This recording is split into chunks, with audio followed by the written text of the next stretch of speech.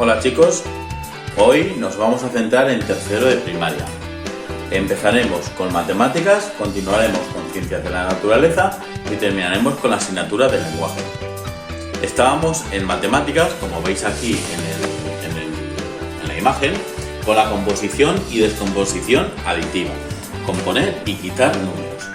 Si veis, este niño está haciendo la tarea y nos pone en este circulito, que lo voy a agrandar para que lo veáis. Fijaros, ¿lo veis bien?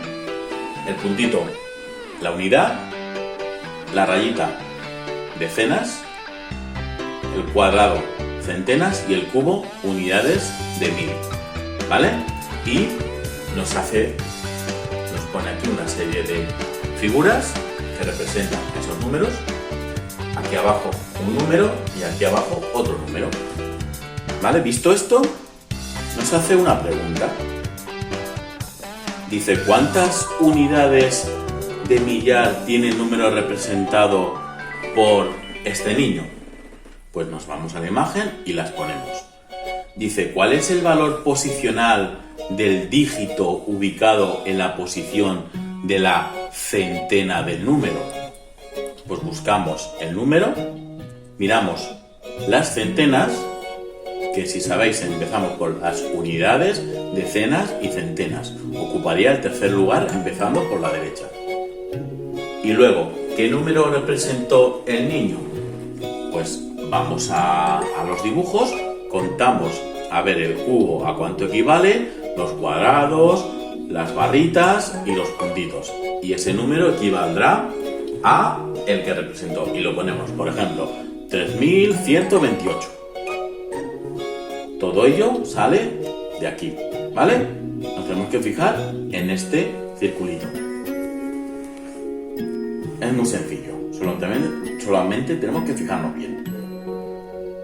Vamos a ver, dice, un número se puede descomponer y componer de manera aditiva. Vamos primero con la descomposición. Vamos a separarlos según el nombre de la posición. O sea, según las unidades, decenas, centenas y unidades de millar.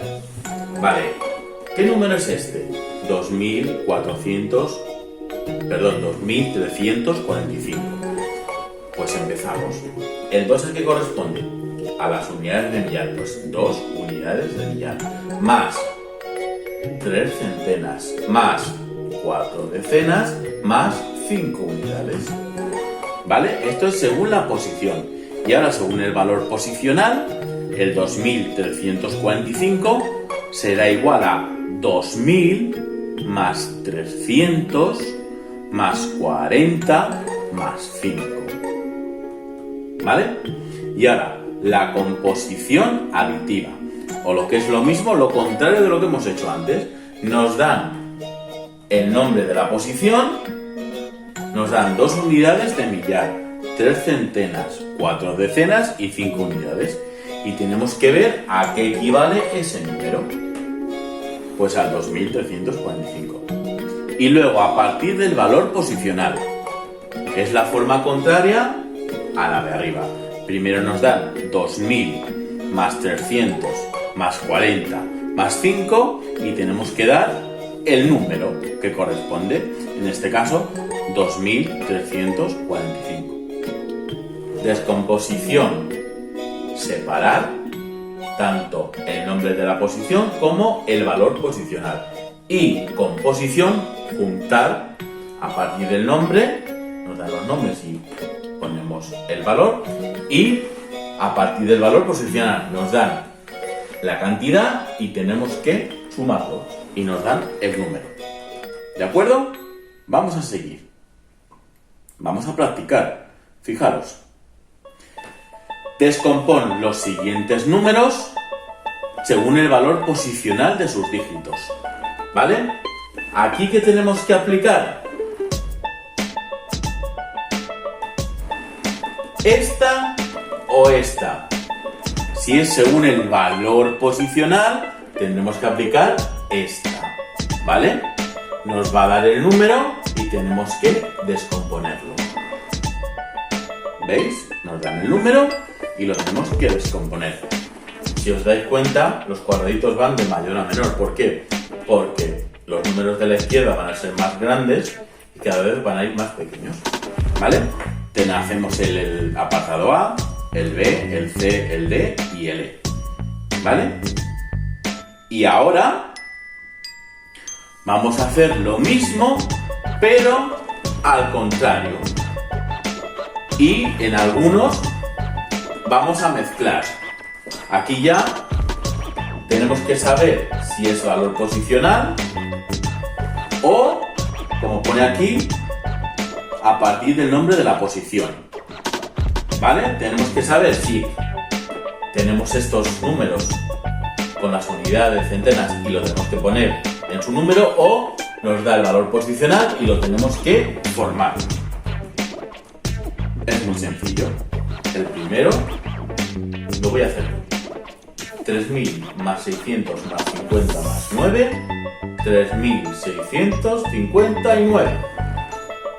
Y ahora 6 unidades de millar, ponemos 6. 4 centenas, 4. 7 decenas, 7. Y 8 unidades, 8. ¿Qué número hemos formado? 6.478. Pues así con el resto de números. El próximo día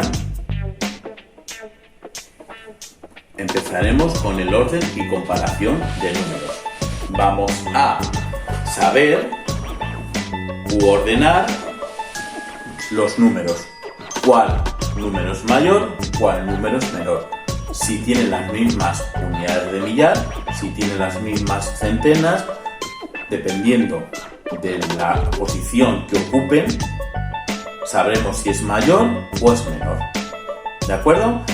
Entonces, hoy hemos visto la descomposición de dos formas, según el valor posicional y según el lugar que ocupen. Si ocupan decenas, centenas, los hemos separado y los hemos unido y hemos hecho ejercicios sobre ello.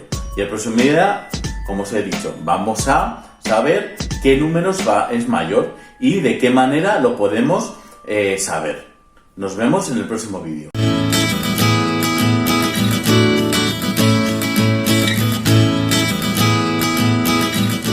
Ahora nos vamos a centrar en ciencias de la naturaleza para tercero de primaria. Observamos la imagen, si os acordáis, que os hablé en el último vídeo de la polinización, de qué consistía eso, de cómo a través de los insectos las flores pueden polinizar y pueden reproducirse.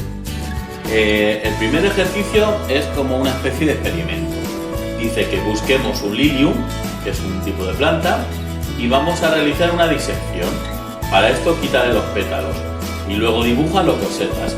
Nos da lo mismo un lilium que cualquier flor, ¿vale? La que tengamos en casa sin que a mamá le venga mal, o sea, se lo preguntamos primero. Y le quitamos las hojas y a ver qué tiene. Y nos dice, ¿dónde se encuentran las semillas? Y lo vamos a ver. Le quitamos las hojas y a ver dónde se encuentran las semillas. Diseccionarla quiere decir que le cortemos el centro. A ver qué tiene dentro, ¿vale? Es como si cuando nos comemos un melocotón, pues el hueso de dentro lo abrimos. Pues vamos a ver. Fijaros. La planta. Partes de la planta. Nos encontramos con los pétalos.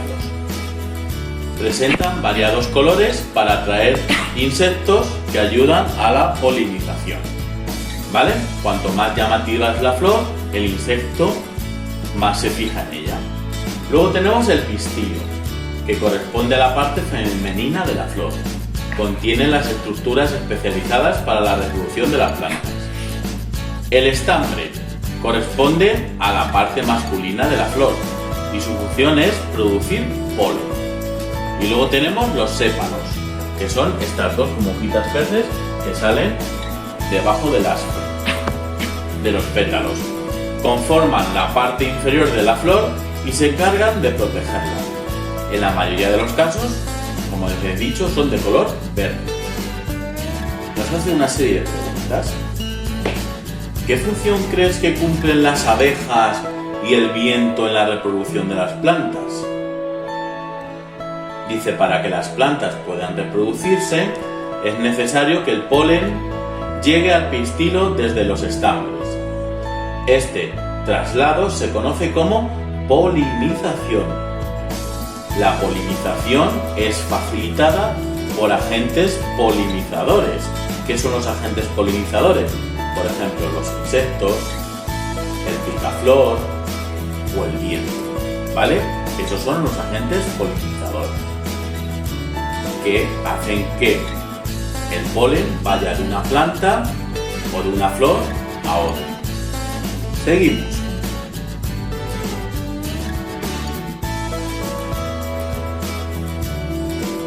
La formación del fruto. Vamos a ver cómo se forma el fruto en las plantas. Dice, observa cómo crece la semilla y se forma el fruto. Vemos aquí. Primer paso. Luego de que ocurre la polinización en la flor, en el interior del ovario comienza la formación de la semilla y nos señala. El 2. El fruto se forma de la misma flor, debido a que la pared del ovario comienza a crecer. 3. Una vez que el ovario ha crecido y ha cubierto la semilla totalmente, se obtiene el fruto. Y por último, aparece ahí la semilla. ¿Vale? ¿Veis? Paso 1 el ovario, el fruto, la semilla, y cuando ya la semilla ha crecido y ha recubierto todo el ovario, se obtiene el fruto. Dice, las semillas deben de llegar a un lugar en el que puedan germinar y originar una nueva planta. Este movimiento se conoce como dispersión. Para que se produzca existen, al igual que los agentes de polinización, los agentes de dispersión, que son el viento y los animales. Por ejemplo, aquellos que se alimentan de frutos. Vamos a hacer este ejercicio. Dice, observa las imágenes. Tenemos la imagen 1, la imagen 2 y la imagen 3. Y dice, ¿cómo se convierte la flor en fruto? Pues en la imagen anterior que ponía o que os explicaba el proceso de la reproducción de la semilla, pues la tenemos que leer y explicarlo aquí. Llega la abeja, poliniza la rosa y luego a través de ahí, a ver, esos pasos que siguen hasta que vuelve otra vez a tener el fruto. Dice, luego la polinización, la semilla comienza a crecer después de la polinización. Entonces es cubierta totalmente por el ovario hasta que se forma el fruto. Como hemos dicho, la semilla empieza a crecer y forma el fruto. Y ahora nos vamos a poner a prueba, o sea, vamos a hacer los ejercicios. Dice, describe las principales etapas del ciclo de la vida de las plantas con flor. Tenemos que, en cada cuadrito, poner las etapas que hemos visto en las diapositivas o en las imágenes de los ejercicios anteriores. ¿Vale? Una ayudita. Aquí. ¿Veis? 1, 2 y 3. Pues esas 3 las tenemos que colocar en estas 3. ¿Cuál irá primero, cuál irá segundo y cuál irá tercero? ¿Vale? Y el próximo día nos vamos a centrar en la importancia de las plantas. ¿Vale? Entonces, hoy hemos visto el proceso de polinización, los agentes polinizadores y cómo se crea el fruto de una planta. Y el próximo día veremos qué importancia tienen las plantas en nuestro ecosistema. Nos vemos en el próximo vídeo.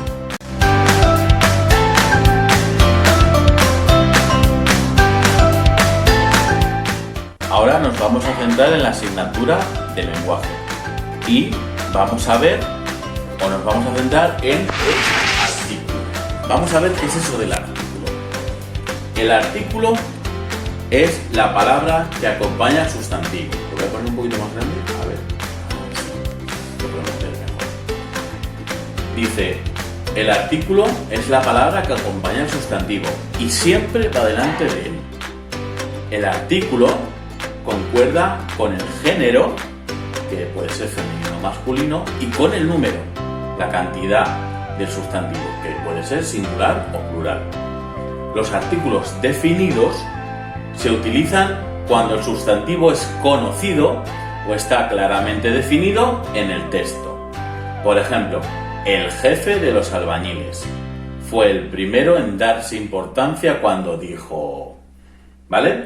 Se sabe exactamente de quién se trata. Por eso utilizamos un artículo definido, él, porque estamos hablando del jefe. ¿Vale?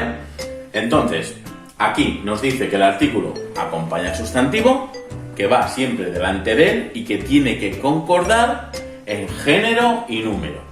¿Vale? Género femenino, singular y plural.